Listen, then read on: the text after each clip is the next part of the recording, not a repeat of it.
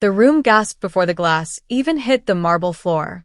A crash of water echoed through the chandelier-lit banquet hall, and suddenly, silence gripped the air like a noose.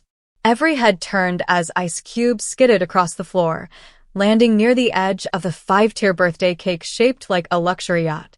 Before we begin, drop a comment and tell us what would you do in this situation? Be honest, tell me in the comments below. We read every comment. Let's begin.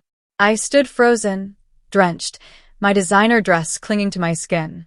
My father's face twisted in rage. She thinks she's better than us, he bellowed, arms still outstretched, veins bulging, trembling with the aftermath of the throw. Just because she owns a fancy apartment in Manhattan, she's forgotten her roots. Whispers spread like wildfire. A few guests awkwardly turned away, pretending not to have seen. Others stared wide-eyed, cameras twitching in their hands, unsure if this was some drama stage spectacle for the party or an actual family implosion. Spoiler, it was real. All of it. No rehearsals. No script. I looked around the room. My mother stood still in her glittering blue gown, not a flicker of shock on her face. My older brother, Joel, sipped champagne and smirked, whispering something to his wife, who chuckled behind her hand. Even my cousin Damien, whose son's birthday we were supposedly celebrating, looked more amused than mortified. I could feel it. That same old humiliation they'd used to keep me in line growing up. Only this time I didn't feel small. I didn't feel broken. I felt livid. I said no. I said calmly, voice steady despite the fury boiling beneath. That apartment is mine. I bought it. I pay the taxes. I'm not handing over my home so Joel can impress his clients or so you two can refinance your damn lake house. My father took a step forward, his hand raised again, not to hit, but to gesture to the crowd. This is what happens when you give a girl too much freedom, he declared, loud enough for everyone to hear. Ungrateful. Arrogant. Thinks she's some Manhattan elite now. But let me tell you something. Daniel. A new voice cut through the tension like a blade. My father's face dropped, his words halting mid-sentence. My heart skipped once, then slammed against my ribs. Everyone turned. The ballroom doors had opened. Framed in golden light stood a man in a tailored black suit, polished shoes tapping quietly across the marble as he entered. He was tall, composed, and magnetic, like someone who didn't walk into a room but arrived in it. And I couldn't breathe. Mr. Langston, my cousin gasped, elbowing his wife, who promptly dropped her phone. No one needed to say his first name. Everyone in the city knew him. Aiden Langston, CEO of Langston Holdings. Worth $18.7 billion, last Forbes update. Ruthless investor. Private as hell. Untouchable. And walking straight toward me. The man my family had spent years pitching ideas to, begging for funding, trying to impress. He was heading right for the soaked, shivering woman with mascara trailing down her cheeks. Me. My father looked between us, his mouth twitching. You know him? Aiden didn't answer. He stopped beside me, removed his coat, and draped it gently over my shoulders. Then, in front of the entire room, he placed a hand on the small of my back, leaned in close, and said the one thing that collapsed the room into chaos. She's my wife. The silence after Aiden said wife wasn't peaceful. It was jagged. Sharp. Like glass shattering quietly inside every smug face in the room. I heard my aunt gasp. My cousin nearly dropped her wine flute. And Joel. Oh, Joel. His expression twisted into something between shock, disgust, and raw disbelief. But it was my father's face I focused on. Pale. Hollow. As if someone had yanked the soul right out of his chest and tossed it into the nearest gutter. You married him, he choked out. Since when? How, why? Aiden didn't flinch. He turned to face the crowd now, his hands still firm against my back. Since last year. We had a small ceremony in Big Sur. Private. Off-grid. Just how we wanted. Lies. Beautiful lies. Not all of it, but close. We weren't legally married. Not yet. But we were close. Emotionally bound. And more importantly, strategically united. What mattered now was the illusion, what they believed. And judging by the color draining from my family's faces, the illusion worked. She never told us, my mother hissed, stepping closer, her tones suddenly soft, calculated. You could have invited us. We're family. I turned slowly. Family? I repeated. You mean the same people who voted me out of my inheritance at 19? Who told me I'd embarrassed the family because I worked as a fashion assistant instead of marrying into a law firm? Or the ones who laughed behind my back when I bought that shoebox apartment without a man's help? The crowd grew awkward. The DJ had stopped the music long ago. Even the event photographer lowered his camera, sensing this wasn't the kind of story they wanted in next month's society pages. You didn't invite us to your wedding? Joel said with mock injury, hand on his heart. Wow, what a sister. But sure, go ahead and act like we're the villains here. I didn't invite you, I said sharply, because you treat me like I'm disposable. You think your status excuses your cruelty. Aiden stepped in. Let me be very clear, he said, voice calm but lethal. I know exactly what this family tried to do to her. I've seen the fake investment deals you offered her. I've seen the emails, the manipulation, the emotional warfare disguised as advice. You tried to break her spirit. No one breathed. I didn't just fall in love with her, Aiden continued. I watched her fight to survive in a system rigged against her, by you. She clawed her way out of your shadow, and when she got a little sunlight, you demanded she give it back.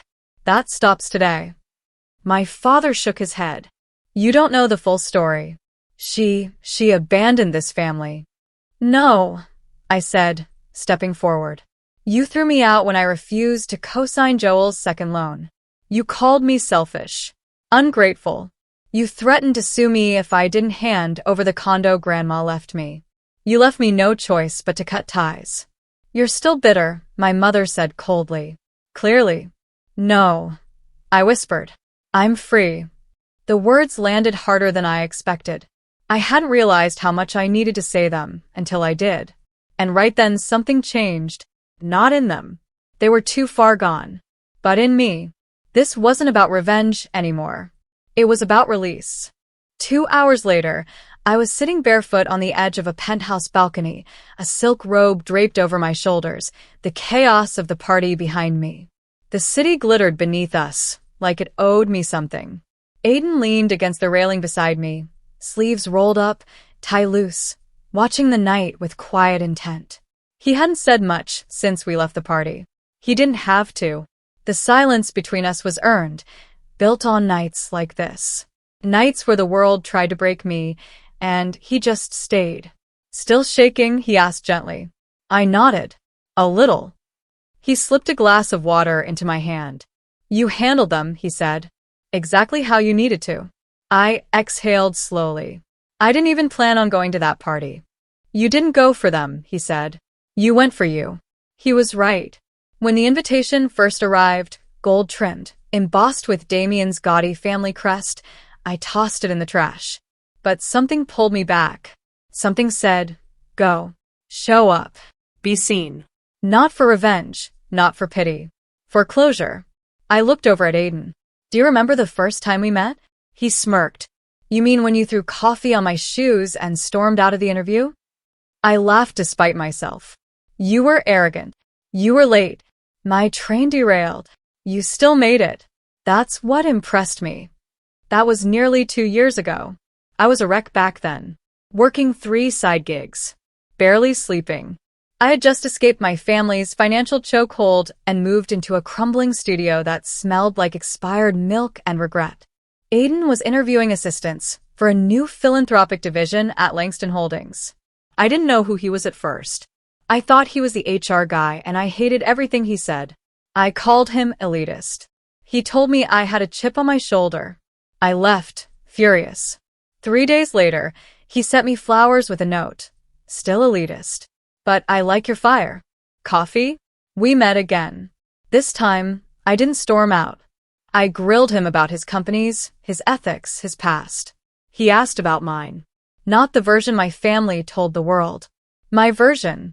No one had ever asked before. That's how it started. Not with grand gestures or chemistry, but with mutual defiance. A refusal to let the world dictate our worth. I remember thinking, I said, if one more man offers me advice wrapped in condescension, I'm going to scream. And then I did something worse, Aiden said. You listened. He smiled. Exactly. Later that night, after he'd fallen asleep beside me, I lay awake, replaying my father's words. She thinks she's better than us. What they didn't know was how hard I'd fought not to think that. I wanted to believe we were the same, that they'd change, that someday I could be proud to call them my family again. But you can't force love into places it won't grow. And as I stared out at the skyline, one truth pressed into my bones. This wasn't the end of my story. It was the beginning of something bigger. The message came the next morning, wrapped in venom, dressed in civility. Hey sis, can we talk? Just us. No drama. Joel. I stared at it, the sarcasm practically dripping through the screen.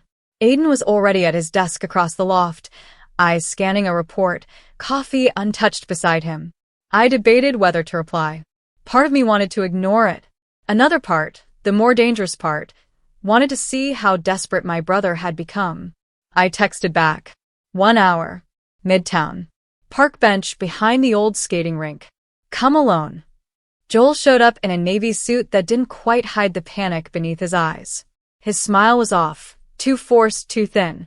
You looked expensive, he said, gesturing at my coat. You look unemployed, I replied.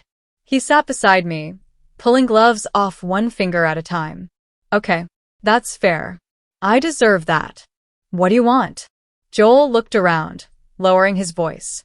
Look, I know things got heated, but I came to say I'm sorry. I turned to him slowly. You threw me under the bus at the birthday party. You laughed when Dad humiliated me in front of over 200 people. I didn't know he was going to do that. You didn't stop him either. His jaw tensed. Fine. But this isn't about the party. It's about the apartment. I scoffed. Of course it is. Joel leaned in. I'm in trouble. Real trouble. The investment firm I started last year? It's gone. My partner bailed. The debts are piling up. And Dad, he used your name on some of the early filings. My blood ran cold. What did you just say? I didn't know, I swear. He used your social security number. He forged your digital signature. I only found out when I tried to file for liquidation, and the lawyers flagged it. Joel, are you telling me you've been listed as a silent guarantor on a failed investment scheme? My throat went dry. If this goes public, Joel continued, it's going to wreck your credit, your reputation, maybe even trigger a legal review of your property assets. That apartment, your accounts, they'll all be scrutinized. I stood up. And you didn't think to tell me before now? I didn't know until last week. I took a slow breath, the cold air burning in my lungs. So, let me guess. You came here to beg me to make it all go away. You want me to cover it up. Fix your mess. Joel didn't deny it. I'll do anything, he said. Just make it disappear. I stared at him for a long time. Then I pulled out a small flash drive from my coat pocket and dropped it on the bench. What's this? He asked. Copies of everything. The emails. The fake documents. The timestamps. The trail leading back to Dad. You thought I wouldn't find out? Aiden has an entire team of forensic analysts. Joel's face turned to ash. You already knew? I smiled coldly. I knew 3 months ago. I just wanted to see how long you'd pretend you cared. That night, I sat beside Aiden in our kitchen, sipping tea while he reviewed the press draft. They'll go after you, he said. Once this hits, your family will try to spin the narrative. You'll be the villain. Let them try. You sure you're ready for this? I looked up at him, eyes steady. I'm done hiding. I'm done covering for people who bury me and call it love. He nodded, then passed me the final draft of the press release. I read the headline. Langston Holdings confirms internal audit reveals fraudulent activity targeting CEO's wife. Legal action pending. My past was now a headline, but so was my power. The courthouse smelled like cold coffee and stale panic. Reporters pressed against the barricades. Cameras clicked like 1,000 tiny lies capturing their favorite kind of theater, family drama dressed in wealth. Inside, my father sat beside Joel, both in charcoal suits, both avoiding my eyes. Their lawyer, a smug man named Trent Kavanaugh, smirked at me as I entered. I didn't smirk back. Aiden was already seated, calm, unreadable, but I could feel the tension in his hand as he brushed his fingers across mine. Today wasn't just a civil fraud hearing. Today was reckoning. Ms. Walker, the judge began. You filed to clear your name from forged business documentation, asset fraud, and unauthorized co-signatures tied to your familial connections. You also allege that the misuse of your identity caused reputational harm, psychological distress, and placed your personal holdings at risk. Is that correct? Yes, Your Honor, I said. And you've submitted a forensic report? Yes. Along with digital evidence tracing the falsified documents to my father and my brother's firm. The judge nodded and turned to my father. Mr. Walker, do you deny these claims? My father stood, his expression unusually stiff. I do. My daughter's making a spectacle. She's embarrassed this family with her choices. She's weaponizing her new status to humiliate us. Your Honor, our attorney interrupted. With respect, this isn't about humiliation. It's about accountability and identity theft. This isn't personal, it's criminal. Joel leaned into the mic. She's overreacting. She always does this. She dramatizes everything to play the victim. A flash of heat crept into my chest. I stood slowly. I was 19 when you made me sign my first loan guarantee. You said it was a college fund for Damien. You said it would bring the family closer. I turned toward the judge. But nothing ever brought us closer. It was always a transaction. Every time I succeeded, I owed them more. If I failed, it was proof I deserved less. And when I finally broke free and found someone who treated me like a human being instead of a wallet with emotions, they couldn't stand it. That's why we're here. There was no shouting, no gasps, just a long, solemn quiet. Because truth didn't need to scream. It just needed to stand. A week later, the ruling came down. The court cleared me of any ties to the fraudulent LLCs. The apartment remained mine. The damages would be evaluated in a separate proceeding. My father's license as a financial advisor was suspended pending review. Joel's firm was officially dissolved. But I didn't feel like celebrating. Instead, I went back to the place I hadn't seen in years, an old pier just off the Hudson, where I used to sit with a notebook and dream of a life that didn't revolve around pleasing people who hated me. Aiden joined me. You look quiet, he said, sitting beside me. I feel quiet, I replied. You won. No. I survived. He took my hand. What now? I turned to him slowly, a small smile forming. Now I live. Not to prove anything. Not to escape. Just to live. Months passed. I never spoke to Joel again. My father sent a letter, half apology, half excuse. I never responded. My mother never called. But something strange happened. People noticed. Other women, other daughters, messaged me. Strangers wrote. I saw the article. Thank you for speaking up. I didn't know someone like you could go through that too. I wasn't a victim. I wasn't just a wife to a billionaire. I was a woman who said no loud enough for the whole damn world to hear and meant it. And in that quiet strength, I found something my family never gave me. Peace.